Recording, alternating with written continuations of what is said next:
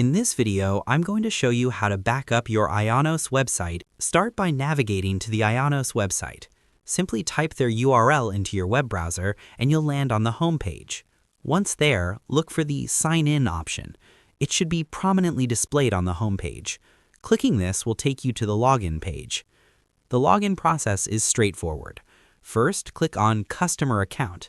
This is specifically for account holders who want to manage their web hosting services, including backups. Next, you'll be prompted to hit Sign In again. Now enter your email address.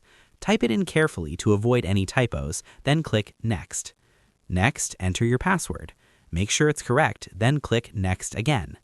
After successfully logging in, you'll be directed to the Ionos dashboard. This is your central hub for accessing a wide range of services and tools, including the backup feature. Now, locate and click on Hosting. This section is where you manage your website's infrastructure, databases, and backups.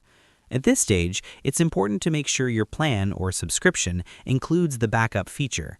This is a small but critical detail that can save you a lot of headaches later. Then you click on Create Another Contract and select the option that works best for you. I already have hosting, so I'll continue with this process and show you how to connect the domain. As you can see, there's no domain connected to this web space yet, and here's how much storage I have. I'll click on Add a Domain. From there, I'll choose the domain I have for my website. A list of my existing domains will appear. For example, I have this one. I can select it and connect it to this web space. Once that's done, all my files will appear. I can go ahead and save this, and a backup will start automatically. Now that this domain is connected to the web space, it will begin backing up as well. That is how we back up our website on Ionos. If you liked this video, please like, subscribe, and share. Thanks for watching.